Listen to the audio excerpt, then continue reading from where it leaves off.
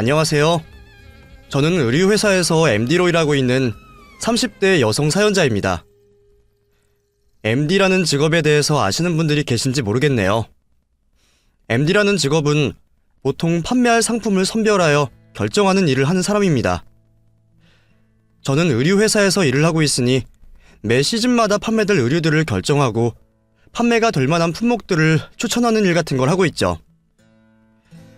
유행의 앞선 가치를 추구하고 소비자들의 마음에 들 만한 상품들을 선별하는 일을 하다 보니 사람들은 그런 저의 안목도 좋지 않을까 생각하는 듯 합니다. 그런 제가 결혼도 잘하지 않을까 말이죠. 저야말로 가장 바라는 일이지만 사실 인연이라는 게 쉽지 않고 결혼이라는 건 더 어려운 일이잖아요. 평생 같이 할 사람을 고르고 만나는 일이 세상에서 가장 어려운 일이 아닌가 싶습니다. 그 중에서도 남편이 될 사람을 신뢰하는 일이 제일 중요하다 싶어요. 평생 알고 지내는 사람도 어느 날은 아주 모르는 사람이 되는 것 같은데 몇 년 만나서 결혼까지 하는 사람이라면 어떤 식으로 그 속을 알아볼 수 있을까요? 아마 그게 어려우니 다들 이혼을 선택하는 걸지도 모르겠어요.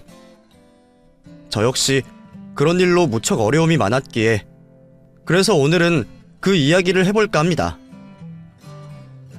서울의 평범한 가정집에서 일남 일녀 중 둘째 자식으로 태어난 저는 평범하게 자란 아이였습니다. 학창시절은 정신없이 놀기 바빴고 수험생 시절에는 공부하느라 매일 밤을 새곤 했었죠. 그저 남들같이 사는 행복에 만족하던 저였기에 무르르듯 평범하게 흘러가는 제 삶에 큰 불만은 없었습니다. 10대 시절에는 원하는 대학에 합격하는 게 꿈이었고 20대에는 취업, 그리고 30이 되기 전에는 좋은 사람을 만나서 결혼을 하는 것이 제 인생의 목표였어요. 그렇다고 반드시 목표대로 살지 못해서 걱정하는 것도 아니었지만 말이죠. 평범하다는 게 제일 어려운 일이라고는 하지만 저는 제 스스로가 그렇게 가치 있는 사람이라고는 생각하지 못했습니다. 외모가 특출나게 예쁜 것도 아니고 공부를 엄청 잘했던 것도 아니고 집안 형편이 여유있던 것도 아니었으니까요. 뭘 해도 그냥 평균보다 조금 낮거나 모자랄 정도의 저였기에 그런 제가 엄청난 남자를 만나서 결혼으로 팔자를 피려는 생각도 해본 적은 한 번도 없었습니다. 그냥 저처럼 평범한 가정에서 별탈 없이 자라서 구김없는 남자를 만나서 적당히 부모님께 손도 벌리고 은행 도움도 빌려서 비슷하게 결혼하는 그림을 그렸었죠. 늘 분수에 넘치는 삶을 그리 바란 적 없던 저는 가질 수 없는 욕심을 부린 적이 없었어요. 그런데 그랬던 제가 어느 날 백마탄 왕자님을 만나게 되었습니다. 그 사람과 제가 처음 만난 건 헬스장이었어요. 원래 저는 운동에 크게 관심이 있는 편도 아니었고 초년생 월급에 거창한 취미 생활을 할 만한 여유가 있던 것도 아니라 운동이라고는 집 앞 공원을 산책하는 게 전부였는데 20대 후반에 접어드니 몸이 여기저기 문제가 생기더라고요. 그래서 나도 남들처럼 운동 좀 배워보자 싶어서 큰마음 먹고 회사 근처 헬스장을 등록하게 되었어요. 저희 회사가 강남 쪽이라 헬스장 가격도 동네보다 비쌌는데 비싼 만큼 시설도 좋고 다니는 사람들 매너들도 좋아 보였죠.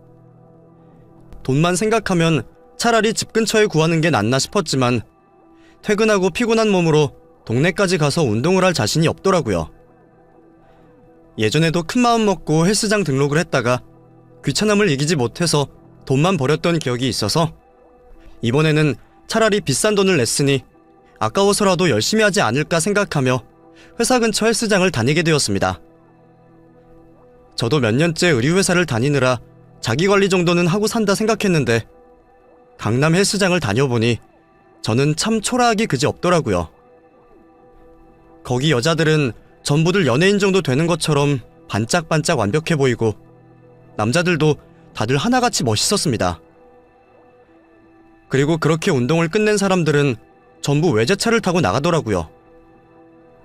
외제차 몰고 운동 다니는 사람들과 지하철 타고 한참 걸려 집에 가야 하는 내가 한 공간에 있다는 게 괜히 주눅이 들기도 했고 다른 여자들이 딱 보는 운동복에 몸매 자랑하는 동안 헬스장에서 나눠주는 벙벙한 티셔츠에 몸을 감춘 제가 부끄럽기도 했어요. 하지만 늘 자기 분수를 잘 알았던 저는 별 생각 없이 운동에 집중하기로 했죠. 헬스장을 끊으면서도 PT는 너무 비싸서 혼자 운동을 해보려는데 처음 하는 운동이라 그런지 마음같이 되지는 않았어요. 그런데 언젠가부터 그런 저를 옆에서 도와주는 사람이 나타났습니다. 돈 아까워서 뽕을 뺄 생각을 하던 제가 거의 매일 헬스장을 찾았었는데 그분도 언젠가부터 매일 같은 시간에 마주치다 보니 자연스럽게 가까워질 수밖에 없었죠. 우연히 매번 같이 운동을 하게 되었던 그 남자분은 키도 크고 깔끔하게 생긴 훈남이었습니다. 운동을 오래 했는지 단단한 몸이 자기 관리를 무척 잘하는 사람인 것 같더라고요. 그래서 맨날 러닝머신만 뛰고 기구 활용을 잘할 줄 모르는 저한테 먼저 말을 걸었던 것도 그 남자였어요. 혹시 헬스장 이용 처음이시면 제가 좀 도와드릴까요? 괜히 운동하는 사람 방해하는 건 아닌가 싶어 미안하기도 했지만 누구보다 가르침이 절실했던 제가 공짜 PT를 거절할 리 없었죠. 그렇게 저는 그분의 도움으로 기구들을 익히고 운동을 배우기 시작했고 도움받는 일이 많아지다 보니 괜히 죄송한 마음에 가끔씩 커피를 사기도 했었어요. 그러다 카페에 같이 가기도 하고 앉아서 얘기를 하기도 하고 그렇게 본의 아니게 그 사람과 개인사까지 나누며 부쩍 친해지게 되었죠. 그렇게 알게 된 진성씨는 참 여러모로 대단한 사람이었습니다. 젊은 시절에는 유학도 다녀왔고 회사에서도 중요한 직책을 맡으며 젊은 나이에 인정받는 사람이었어요. 얘기를 나누다 보면 아는 것도 많은 것 같고 유머도 있는 편이었죠. 거기다가 관리를 열심히 하셨는지 엄청 동안이었더라고요. 처음에는 저랑 또래처럼 보여서 동갑이나 한두 살 정도 차이 나는 줄 알았더니 나이가 저보다 무려 6살이나 더 많다더라고요. 저는 그제서야 진성씨가 제게 보인 호의를 이해하게 되었습니다. 어쩐지 헬스장에서 먼저 도와준다고 할 때도 나한테 왜 그렇게 잘해주나 했더니 아마 연장자로서 동생 같은 저를 챙겨주고 싶었구나 싶었어요.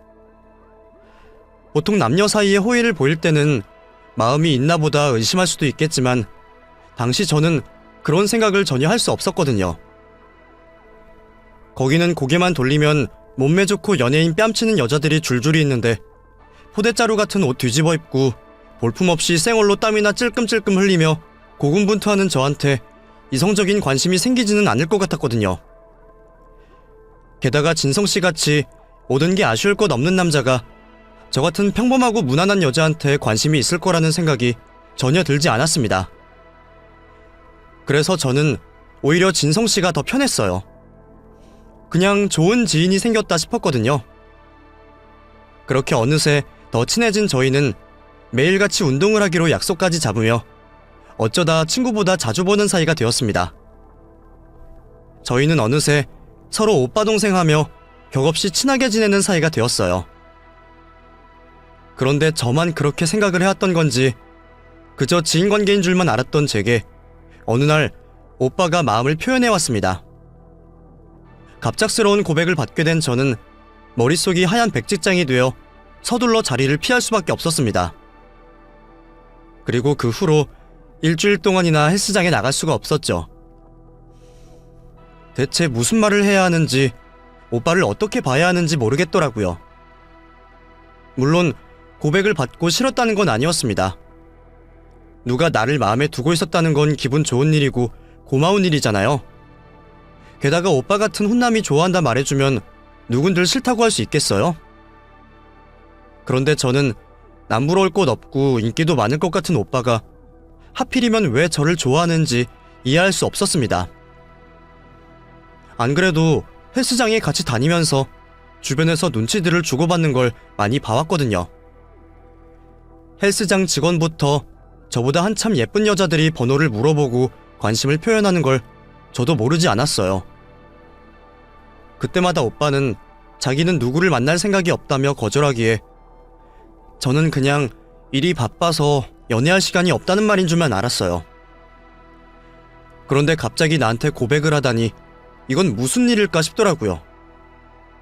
처음에는 기분이 들떴던 저는 현실적인 생각을 할수록 무서워지기 시작했습니다. 늘 분수에 맞는 삶을 살자 생각했는데 오빠는 제 분수에 넘친다 싶었거든요. 자라온 환경도 여유도 다른 그런 남자와 제가 마음 편히 연애를 할 수 있을지 자신이 없었어요. 그래서 저는 거절 의사를 표현했습니다. 그 말을 하기까지 얼마나 고민이 많았는지 몰라요. 거절을 했다고 자존심 상했을지도 모른다 싶었거든요. 하지만 다행히도 오빠는 늘 친절하고 다정했던 모습으로 제 거절을 받아들였습니다. 내가 너무 성급했나봐. 놀라게 해서 미안해. 네 마음이 그렇다면 내가 접어야지. 근데 그래도 내 마음이 그렇게 가벼운 건 아니라는 걸 알아줬으면 좋겠어. 연주 너는 너를 너무 과소평가하는지 모르겠지만 내 눈에 연주 너는 충분히 사랑스럽고 사랑받을 만한 자격이 있는 사람이거든. 마치 두고 봐달라는 듯 여지를 주는 말이 부담스러웠지만 저는 오빠와 그냥 좋은 남매처럼 지내고 싶었습니다. 애초에 오빠가 그 나이에 연애만 할 수 있는 나이도 아니고 결혼까지 생각한다면 그 자리는 더더욱 저한테 부담스러울 것 같았거든요. 그 후로도 오빠는 여전히 저한테 잘해줬어요. 동생처럼 챙겨주고 연인처럼 걱정하고 제가 이미 고백을 받았어서 그런지 몰라도 이제는 그 호의들이 누가 봐도 좋아하는 남자가 여자에게 하는 행동들처럼 보이더라고요. 하지만 저는 애써 그 마음을 모른 척할 수밖에 없었습니다. 내가 뭐 대단한 사람도 아니고 나 같은 여자한테 구수한 매력이라도 느꼈던 거라면 그런 매력은 금방 잊혀질 거라 생각했거든요. 그런데 시간이 지나고 계절이 바뀌도록 그 사람은 여전히 변함이 없었습니다. 분명 나랑 다른 세상에 사는 사람이라 생각하고 날 금방 진료할 줄 알았는데 그게 아니었던 거죠. 심지어 오빠는 제가 자기랑 만날 생각이 없다고 밀어낸다는 걸 알면서도 저한테 다른 말 한 번 없이 묵묵히 저를 기다려주고 있었습니다. 헬스장에서 처음 만나 알고 지낸 지도 벌써 2년이 되었는데 그동안 한 번도 변함없이 말이죠. 그제서야 저는 그 사람이 나한테 가벼운 마음으로 고백한 게 아니라는 걸 알게 되었습니다. 사귀는 사이에도 반년만 지나면 서로 물고 뜯고 쉽게 남이 되는 요즘 세상에 짝사랑을 그렇게 기다리는 사람이 몇이나 있나 싶었던 거죠. 저도 사실은 오빠를 좋아하는 마음이 있었기 때문에 결국 분수에 넘치는 그 남자를 만나보기로 결심했습니다. 제가 오빠의 마음을 받아주었던 날, 오빠는 너무나 기뻐하며 제게 앞으로의 행복을 약속해 주었어요. 내 마음 받아줘서 정말 고마워, 연주야. 내가 연주 꼭 행복하게 해줄게. 우리 예쁘게 잘 만나보자. 그렇게 오빠와 연애를 시작하게 된 저는 그 후로는 이전과 비교할 수 없을 정도로 과분한 대접을 받기 시작했습니다. 친구로 지낼 때도 참 다정하고 세심하게 챙겨주는 사람이라서 연애를 해도 별다를 게 없을 줄 알았는데 막상 연애를 하고 보니 이전에는 오빠가 적당히 선을 긋고 있었다는 걸 알겠더라고요. 사귀게 된 후로는 제가 바라지 않아도 제 운전기사 노릇을 하곤 했습니다. 자기는 다시 먼 거리를 돌아 집으로 돌아가는 수고를 해서라도 매일 운동 끝나고 저를 집에 데려다주고 주말에 데이트가 한 번 있어도 꼭 저를 데리러 오곤 했어요. 차가 있다고 해서 그런 일이 쉬운 건 아닌데 그게 전부 저를 위한 배려와 애정이라는 생각에 저는 미안하면서도 고마웠습니다. 덕분에 저는 난생 처음 공주 대접을 받게 되었죠. 평생 집안에서 막내딸로 살면서도 오빠나 아빠나 저를 그렇게 챙겨주는 남자는 없었고 어릴 적 몇 번 해본 연애에서도 늘 제가 챙기면 챙겼지 그렇게 받아보기만 한 적은 없었어요. 능력 좋고 잘생긴 남자친구가 나를 좋아해주는 것만으로도 감지덕지한데 제가 가족한테도 못 받아본 애정을 퍼부어준다니 그건 정말 꿈같은 일일 수밖에 없었습니다. 하지만 남자친구는 정말 저한테 과분한 사람이었어요. 연애하기 전에는 그냥 집에 여유가 좀 있는 정도라고 생각했었는데 알고 보니 부모님께서 치과병원을 크게 하시고 자식들 명의로 건물 한 채씩 해주실 정도로 여유가 있으신 분들이시라 하더라고요. 그 정도인 줄 몰랐던 남자친구의 재력과 집안 배경을 알게 된 저는 남자친구가 더 부담스러울 수밖에 없었지만 만나보기로 한 이상 그런 문제로 헤어질 수는 없었습니다. 하지만 저희가 만남을 이어가는 동안 그 사람이 저한테 얼마나 과분한지는 매일 자연스럽게 깨닫게 될 수밖에 없었고 괜히 주눅이 들기도 했습니다. 그런 사람이 나를 좋아한다는 게 쉽게 믿어지진 않았지만 남자친구가 제게 보이는 행동들로는 그 사람의 마음이 충분히 느껴질 수밖에 없었죠. 그렇게 만남을 거듭하면서 저와 남자친구 사이에도 신뢰가 생기게 되었고 남자친구는 저와 결혼까지 하고 싶어 했습니다. 남자친구 쪽 집안에서도 제 존재를 알고 계시고 만나기를 고대하신다는 걸 알게 되었죠. 그동안 내가 집에 여자 데려간 적이 없어서 부모님도 무척 놀라신 모양이야. 결혼하고 싶은 사람이 있다고 하니까 못 기다리시겠나 봐. 나는 천천히 보여드리려고 했는데 가족들이 너무 성화시네. 혹시 괜찮으면 집에 인사 한번 갈래? 아무래도 오빠가 나이가 있다 보니 부모님께서 결혼을 서두르고 싶어 하신 듯 했습니다. 그것도 그러실만 했던 게 동생은 몇 년 전에 결혼을 해서 가정을 꾸린 상황이었거든요. 차남은 벌써 결혼해서 잘 지내고 있는데 이제 30 중반이 훌쩍 지난 장남이 여태 혼자였다는 게 걱정이 많으셨겠죠. 남자친구 말로는 그동안 결혼하고 싶은 여자가 없어서 결혼 생각이 없었다는데 그래서인지 제가 더 궁금하신 듯 했어요. 솔직히 부담스럽기는 했지만 그 말을 거절할 수도 없었어요. 혹시나 저를 못마땅해 하셔서 반대를 하실 거라면 차라리 일찍 매를 맞는 게 낫다 싶었거든요. 남자친구는 부모님이 무조건 저를 좋아해 주실 거라 했지만 저는 그 말을 고지곳대로 믿지는 않았습니다. 애초에 자기 자식 앞에서 결혼 반대할 거라 말할 부모도 없을 것이고 자식 입장에서 자기 부모님을 그렇게 매정하게 생각할 수도 없을 테니까요. 결국 다 겪어봐야 하는 거지만 사실 제 입장에서는 큰 기대가 없었죠. 치과병원 크게 하시면서 돈도 명예도 있으신 분들에게 저 같은 평범한 집안의 회사원 며느리가 눈에 들 리는 없다 싶었으니까요. 제가 저를 깎아내리려는 게 아니라 사람이라면 응당 아쉬울 수밖에 없는 일이라 생각했습니다. 그렇게 남몰래 긴장을 잔뜩 한 채로 저는 예비시댁에 인사를 드리러 가게 되었습니다. 여유가 있으신 집에는 무슨 선물을 해가면 좋을지 선물 고민하는 데만 한참이 걸렸어요. 남자친구는 신경 쓰지 말라 했지만 제 입장에서는 여간 신경 쓰이는 게 아니었죠. 돈도 있으시니 비싼 걸 사간다 한들 마음에 드실 것 같지도 않고 제가 그분들 수준에 맞출 여유도 없었으니까요. 그렇다고 돈 생각 말고 그냥 적당한 걸 사가기에는 정성이 너무 없어 보였거든요.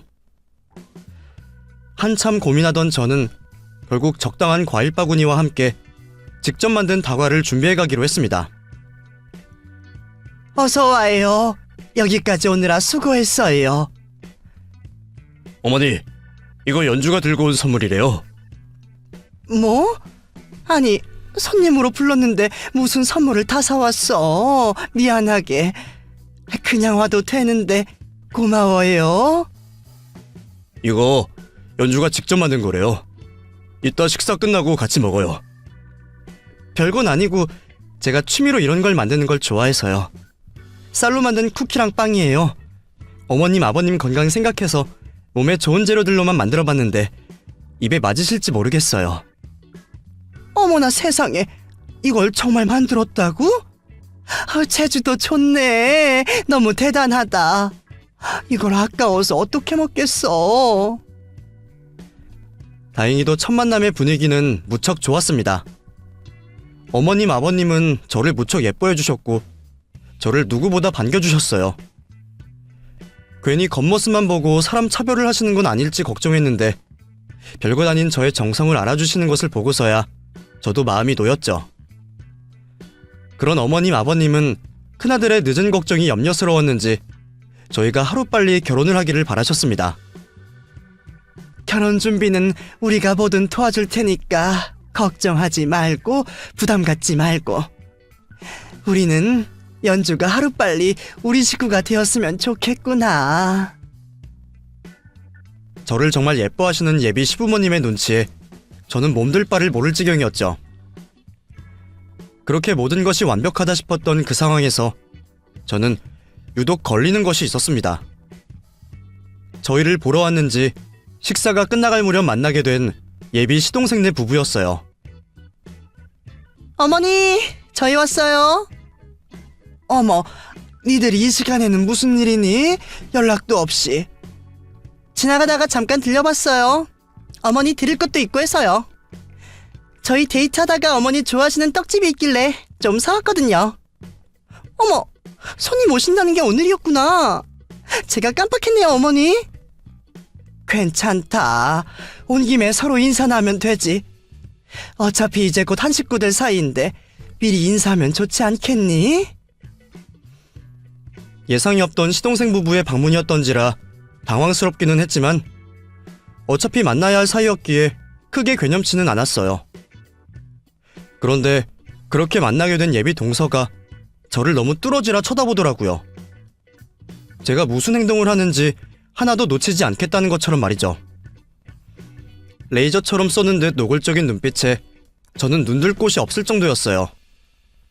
불편한 마음에 왜 그러냐고 묻고 싶지만 자리도 자리인데다가 아직 서로 호칭도 어떻게 해야 할지 몰라서 뭐라고 말을 할 수가 없었습니다. 게다가 시동생이나 예비 동서나 다들 저보다 나이가 많았던 탓에 어린 저는 더 불편할 수밖에 없었죠. 첫 만남에 유난스러운 예비 동서의 행동이 마음에 걸렸지만 저는 대수롭지 않게 생각했습니다. 그냥 나한테 관심이 과한 거라 생각했었죠. 그렇게 저희는 얼마 뒤 상견례를 치르게 되었고, 그리고 그 상견례 자리에서 저는 예비 동서를 다시 만나게 되었어요. 저번에 눈빛이 왠지 마음에 걸렸지만 제가 어려도 앞으로 제가 형님이 되니 먼저 조심하려 했는데 아니나 다를까 그날 단둘이 화장실에 있는데 저한테 의미심장한 말을 하는 겁니다. 근데 연주 씨는 이 결혼 괜찮을 거라 생각해요? 둘이 결혼하면 정말 행복해질 수 있을 것 같아요? 네? 그게 무슨 말씀이세요? 아니, 그냥 신데렐라 된 기분인 것 같기에 결혼에 기대가 큰가 해서 물어봤어요. 대뜸 상견례 날 그런 이야기를 묻는 걸 보고 저는 좀 기분이 상하기도 했습니다. 우리가 아직 그렇게 친한 사이도 아닌데 이제 막 결혼 결정한 사람 앞에서 무슨 소리를 하나 싶었거든요. 그래도 그때까지는 그냥 실없는 사람이라 생각하며 대수롭지 않게 생각했어요. 예비 시부모님이나 남자친구나 다들 예비 동서에 대한 이야기는 별로 하지 않았으니까요. 그 후로 저는 결혼 준비를 하게 되었고 덕분에 시어머니를 뵙거나 시댁에 갈 일이 많아지게 되었습니다. 시부모님이 저를 잘 대해주셔서 그런지 저도 어머니와 함께 있는 게 불편하지 않았거든요. 저희 부모님은 아직 일을 하시느라 바쁘셔서 집에서 살림하시던 시어머니가 저의 결혼 준비를 많이 도와주셨어요. 그리고 그럴 때면 예비 동서를 만나는 일이 자주 생기게 되었죠. 근데 저는 이상하게도 예비 동서가 참 불편하더라고요. 처음에는 제가 괜히 저보다 나이 많은 동서가 불편해서 그러는 줄 알았습니다. 그런데 그게 아니라 예비 동서가 하는 행동들이 불편했던 거였어요. 예비 동서는 말없이 저를 가만히 쳐다보거나 제가 하는 행동들을 관찰하는 듯 하면서 가끔씩 알 수 없는 이야기를 하곤 했는데 그게 아무래도 예사롭지 않았거든요. 근데 연주 씨, 보면 볼수록 참 매력이 많은 것 같아요. 처음에는 잘 몰랐는데 보다 보니까 괜히 정이 간달까? 아주버님이 왜 좋아하시는지 알겠네요. 솔직히 나는 아주버님보다 연주 씨가 아깝다. 연주 씨가 내 동생이면 이 결혼 말렸을 것 같아요. 처음에는 그런 말이 그냥 제 칭찬인 줄만 알았습니다. 그런데 자꾸 듣다 보니 뭔가 이상하더라고요. 제가 아깝다면서 결혼을 말린다거나 한 번은 저한테 진지한 표정으로 왜 어린 나이에 결혼을 하려고 하냐 하더라고요. 근데 연주 씨, 이 결혼 진짜 해야겠어요? 너무 걱정이다. 대체 뭐가 걱정인지 무슨 소리인지 설명은 안 해주면서 저를 볼 때마다 혼잣말처럼 저런 이야기를 하다 보니 머리가 복잡하더라고요. 나한테 무슨 하고 싶은 말이 있어서 저러는 건지 아니면 괜히 나이 어린 형님 앞에 미리 텃세를 부리는 건지 말이에요. 그러다 어느 날 저와 예비 동서가 단둘이 남겨졌던 사이 동서가 심각한 표정으로 절 붙잡고 이야기를 하는 거였어요. 연주 씨, 그동안 내가 했던 얘기 가볍게 생각하지 마요. 내가 차마 진실을 말할 수가 없어서 그러는데 이 결혼 연주 씨한테 좋을 거 없어요. 이 결혼 다시 생각해보면 안 될까? 제가 정말 친동생처럼 생각돼서 그런다며 진지하게 당부를 하는 그 말에 저는 당황스러울 수밖에 없었죠. 그냥 농담으로 넘기기에는 그날 그 말은 정말 저를 걱정하는 것 같았거든요. 내가 결혼을 하면 안 되는 이유라도 있는 건지 그 진실이 진심으로 알고 싶었어요. 하지만 자기는 결국 그 집 식구들이라며 말을 못한다는 이유로 진실을 들을 수는 없었습니다. 그게 너무 찝찝했던 저는 결국 고민 끝에 남자친구에게 상황을 이야기할 수밖에 없었어요. 동서가 그런 이야기를 하는 이유라도 있는 건지 정말 결혼을 할 수 없는 이유가 있을지 남자친구에게 듣고 싶었거든요. 재수씨가 그랬다고? 여러 번 그랬다니까? 어머니 안 계실 때마다 나한테 후회하지 말고 결혼 생각 다시 하라고 그러더라고. 혹시 오빠 나한테 뭐 숨기는 거 있어? 숨기다니. 내가 너한테 숨길 게 뭐가 있어. 그런 거 없어. 근데 왜 현정씨가 자꾸 그런 말을 해? 나 괜히 불안해 오빠. 그러게 말이다. 나도 재수씨가 대체 왜 그랬는지 모르겠다. 재수씨한테 내가 말해볼 테니까 너무 걱정하지 마.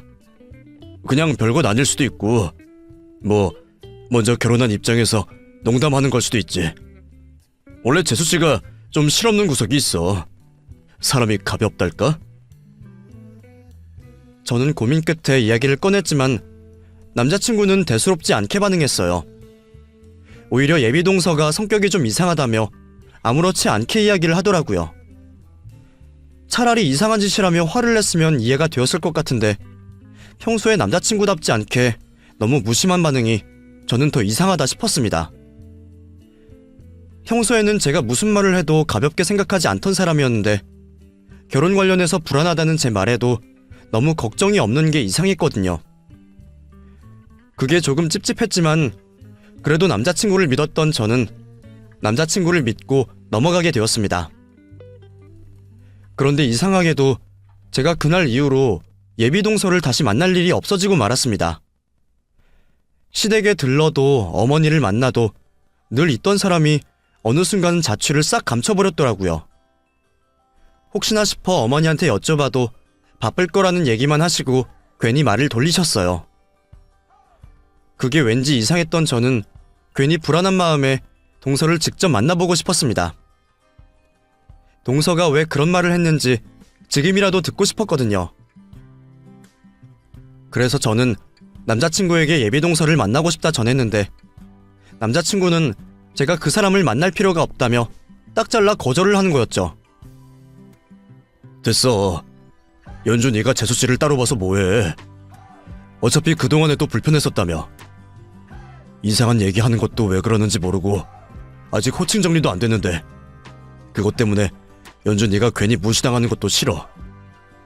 어차피 결혼하고서도 자주 볼 일 없을 텐데 만날 필요 없어. 그래도 가족들 사이에 만나서 얘기는 할 수 있잖아. 나도 대체 나한테 왜 그런 말을 했는지 괜히 이유가 궁금해서 그러지. 그리고 갑자기 맨날 보이던 사람이 안 보이니까 걱정이 되잖아. 됐다니까 그래. 쓸데없는 데 신경 쓸 필요 있어? 그러지 말고 연주 너는 결혼 준비만 하자. 응? 제가 걱정돼서 그러는 건지 제가 동서를 만나는 게 걱정되는 건지는 모르겠지만 제가 직접 예비 동서를 만나고 싶다는 얘기에도 남자친구는 제게 동서 연락처를 알려주지 않았습니다. 그리고 계속 뭔가 숨기는 사람처럼 이상하게 굴기만 했죠. 그리고 얼마 뒤 저는 갑작스러운 예비동서의 연락을 받게 되었습니다. 자기가 꼭 할 말이 있으니 남자친구에게 말하지 말고 혼자 나오라더라고요. 저번부터 자꾸 저를 혼란스럽게 하는 탓에 이번에는 또 무슨 말을 하려는 건가 걱정이 되면서도 궁금한 마음에 저는 그 자리에 나갈 수밖에 없었습니다. 그렇게 예비동서와 만나게 된 저는 동서에게서 놀라운 이야기를 듣게 되었습니다. 제가 오늘 왜 보자고 했는지 아세요? 예? 아니요. 무슨 일로 보자고 했을까요? 역시 아주버님한테 아무것도 못 들으셨구나. 어차피 곧 알게 되실 텐데 뭐 그렇게 숨기셨을까요? 저 남편이랑 이혼했어요. 이혼이요? 서방님이랑 이혼하셨다고요? 갑자기 왜요? 어머, 정말 몰랐구나. 나는 그래도 그때 그 이후로는 알고 계실 줄 알았거든요. 하긴 그 집 식구들이 원래 좀 그래요. 자기 식구들끼리 똘똘 뭉쳐서 며느리 배척하고 왕따시키고. 그렇다고 그걸 언제까지 숨기려고 그랬을까요? 네? 설마요. 그냥 아직 제가 식구가 아니라 말하기 곤란스러웠겠죠. 어차피 결혼하면 알게 될 텐데요. 그러니까요. 머지않아서 알게 될 수밖에 없을 텐데 굳이 말을 안 하는 이유가 뭐겠냐고요. 뭔가 이상하다 싶지 않아요? 가만히 보면 연주 씨는 참 순진하고 사람이 구김이 없는 것 같아요. 내가 전에도 결혼 다시 생각해보라고 얘기했는데 이렇게 버티고 있는 거 보면 순진한 게 아니라 세상 물정을 모르는 건가? 계속 의문스러운 이야기만 하는 탓에 저는 당황스러웠습니다. 이혼을 했다고 하니 이전 시댁에 호감은 없는 건 당연하겠지만 나한테까지 이러는 이유가 뭘까 싶어서 말이에요. 저기요, 현정씨. 저번부터 자꾸 나한테 그런 이야기하는 이유가 뭐예요? 그때는 앞으로 가족될 사이라 그런 말도 그냥 넘어갔던 거지만 이혼까지 하신 거면 이제는 현정씨랑 저랑 그런 얘기할 필요 없는 거잖아요. 근데 자꾸 저한테 이상한 말씀 하시는 게 이해가 되지 않네요. 시댁 식구들이 뭐가 이상하다는 건지도 모르겠고요. 정말 이상하다는 생각 안 해봤어요? 왜 평범한 자기랑 아주버님이 결혼하는지? 내가 연주씨 도와주고 싶어서 이렇게 이혼하자마자 달려왔어요. 같은 여자로서 그냥 보고만 있으면 안 되겠다 싶어서. 궁금하지 않아요? 내가 왜 돈 많은 남편과 이혼했는지. 그렇게 말을 한 예비동서는 제게 작은 녹음기 하나를 건넸습니다. 그리고 그 녹음기를 틀게 된 저는 너무 놀라 숨도 쉴 수 없었어요. 녹음기 속 흘러나오는 목소리는 다름 아닌 제 남자친구였습니다. 남자친구가 누구랑 대화를 하는 건지 얘기를 나누는데 그 내용이 무척 이상하더라고요. 결혼식만 하면 끝이지. 그동안 내가 연주를 얼마나 아꼈는데 이제 그것도 끝이야. 형이 그럴 줄은 몰랐네. 무섭다. 그 정도 노력은 해야지. 아직 어려서 뭘 몰라. 원래 내가 하자는 대로 할 사람이라 편하고 좋겠지. 이러려고 여태 결혼 안 했던 거야? 뭐 결혼은 늘 신중해야 하니까. 대체 뭐가 끝인 거고 제가 뭘 모른다는 건지 수상한 남자친구의 대화 내용에 저는 충격을 받을 수밖에 없었어요. 하지만 그 짧은 대화 내용으로는 상황을 전부 이해할 수 없었죠. 이게 무슨 얘기예요? 그거 아주버님이랑 제 남편이랑 대화한 거 녹음한 거예요. 더 많은 얘기가 있었지만 너무 충격적이라 미처 녹음은 못했어요. 아주버님은 연주씨를 갖고 놀기 좋은 인형 정도로 생각하더라고요. 완벽한 자기 인생에 적당히 뒷받침해줄 적당한 여자 정도로 말이죠. 그게 내가 이혼한 이유예요. 그럴 리가요. 오빠가 그럴 리 없어요. 그 얘기 듣고도 아직 모르겠어요? 아주버님이 연주씨를 어떻게 생각하는지. 예비 동서는 자신 역시 그런 남편의 행동에 치가 떨려 이혼을 하는 거라 이야기했습니다. 그동안 내가 그 집에서 무슨 수모를 당했는지 연주 씨는 다 모를 거예요. 시부모님, 지금이야 좋아 보이죠? 근데 속은 안 그래. 애초에 별 볼 것 없는 며느리 환영하는 집이 몇이나 된다고. 지금 환영하는 척하고 나중에 뒤통수 치려고 그러는 거지. 그 집 자식들도 멀쩡하겠어요? 아주버님이나 남편이나 다들 쓰레기들이야. 겉만 번지르르하다고. 나도 그렇게 속아서 시집왔지만 이제는 그 집 못하겠어서 이혼하는 거예요. 연주씨 불쌍해서 얘기해주는 거니까 괜히 인생 망치지 말고 지금이라도 도망쳐요.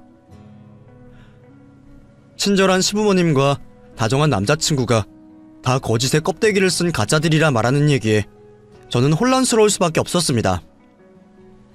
내가 알던 남자친구가 그럴 리가 없다고 생각하면서도 좀 전에 들었던 녹음 속 대화를 떠올리면 뭐가 이상하다 싶었거든요. 제 스스로도 남자친구가 왜 저를 골랐을지 반대 하나 없었는지 궁금하기는 했었으니까요. 하지만 그렇다고 쉽게 어느 쪽으로 속단을 할 수도 없었습니다. 선뜻 누구를 믿어야 할지 알 수 없어 혼란스러울 뿐이었죠. 결국 저는 남자친구에게 말도 못하고 혼자 고민을 짊어질 수밖에 없었습니다. 결론이 나지 않은 상황에서 남자친구 얼굴을 볼 수가 없어서 일 핑계로 당분간 거리를 두기까지 했죠. 그렇게 저는 누구를 믿어야 할지 몰라 고민에 살이 쏙 빠지고 말았습니다. 스트레스에 몸까지 아프다 보니 그냥 그대로 있을 수는 없겠더라고요. 그래서 저는 둘 중 누구를 믿어야 할지 직접 알아보기로 했습니다.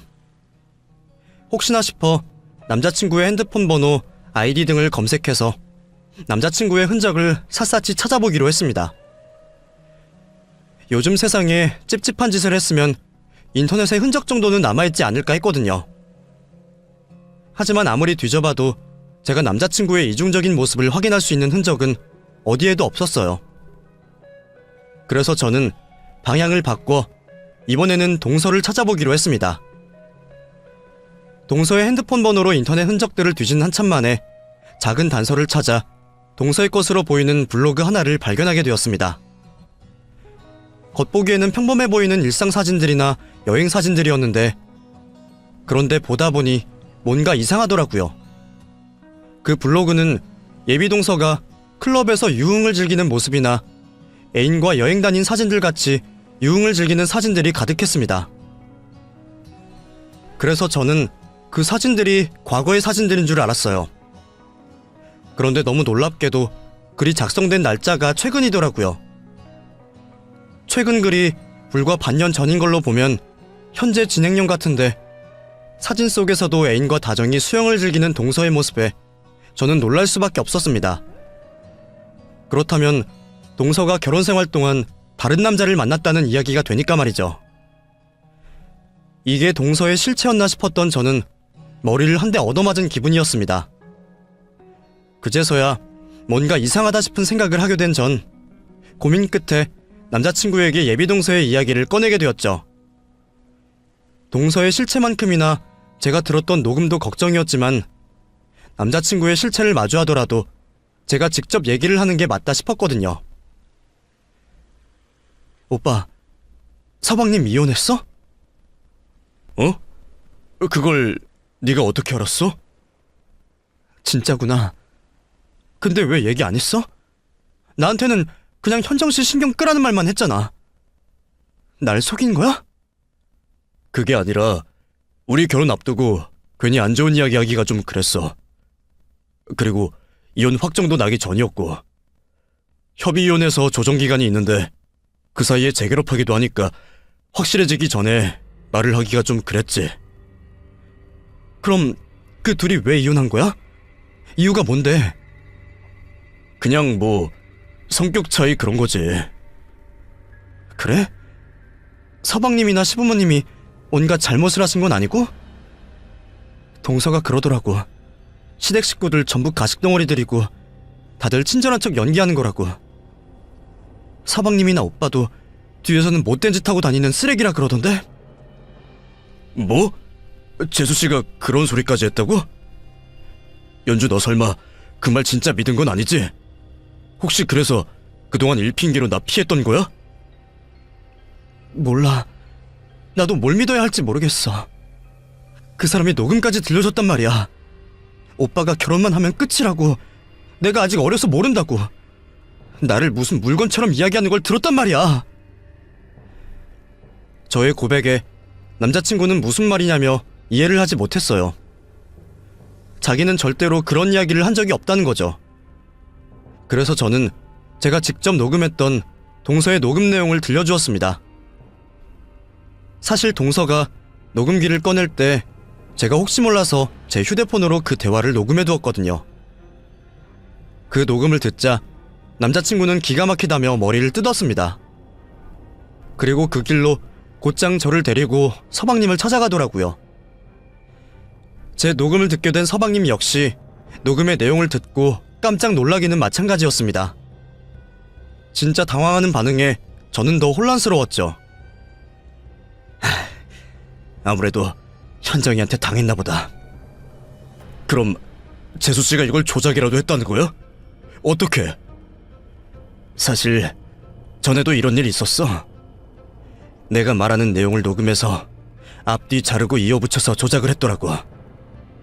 그리고 그걸로 처가댁에 가서 내가 바람이 났다고 웬 여자랑 다정스럽게 얘기했다고 그런 거야. 사실은 병원 사람들이랑 진료 예약 잡았던 건데 내가 여자랑 여행을 간다는 거지. 이것도 자세히 들으면 좀 이상하잖아. 주어는 없고 목적도 없고 뭔가 그럴듯한 뉘앙스만 있지 않아?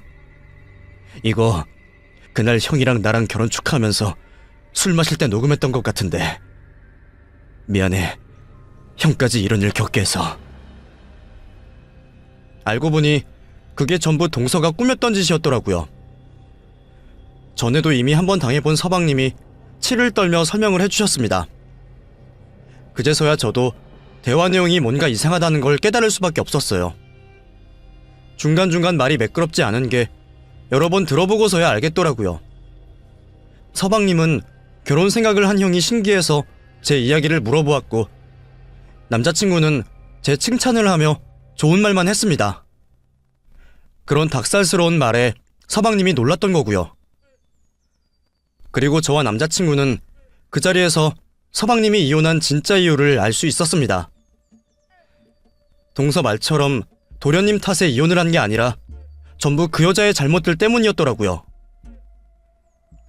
원래 의부증, 의심병 그런 게 좀 있었어요. 그래서 가짜 증거까지 만들면서 엄한 사람을 죄인 만들더니 언젠가부터 자기가 더 수상한 짓을 하고 다니더라고요. 나더러 바람이 났다고 그러더니 정작 자기가 바람을 피고 다녔던 거죠. 사실 알게 된 건 1년쯤 됐고 정리한다고 그래서 한 번은 용서하기로 했어요.